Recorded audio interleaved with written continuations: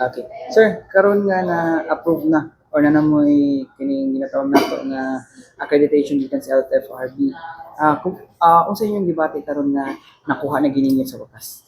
Sa wakas gyud no, so proud kita kay of course sa Davao City kita ang pinakauna nga na-accredit sa national agency sa central office sa LTFRB.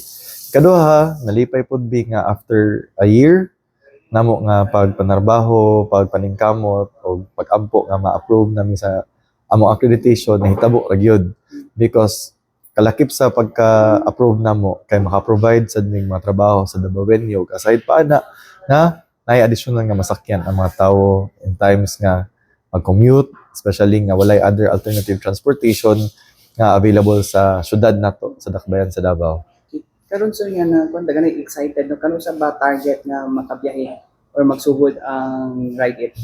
Target na mo since ang amo accreditation includes taxi, MC taxi og kanang kuan og kanang sana local taxi nato. Amo ang ginatentative nga maka-launch mi pohon mga around March para sa Araw ng Davao pod in line sa activity sa Davao. Okay. Sir, imbitahan na po sir ang mga Dabawenyo sir na mo kuan sa para mo download sila ang inyong app. So akong ginaawhag ang tanan nga mag-download ta og Ride It app, ang first nga hyper-local app sa Davao City. Ang kini nga app ang nagmugna niini mga Dabawenyos ra pod. So I hope nga inyong i-support ang local nga Ride It app. So aside ani nga mga features natay safety features and competitive ang ato ang mga riders, and at the same time we only accept mga motorcycle drivers nga professional ang mga license as well as naa sila negative nga result sa ilahang drug test.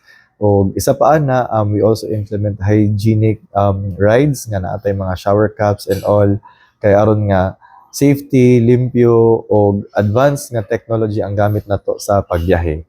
Napuntay safety tracking ni ana para ang atong mga friends, family and atong mga loved ones dili mabalakaw og asa nata kay natay real-time tracking, and we can also use other forms of payment like GCash, Paymaya, Shopee Pay, credit cards, pwede tanan sa Ride It app.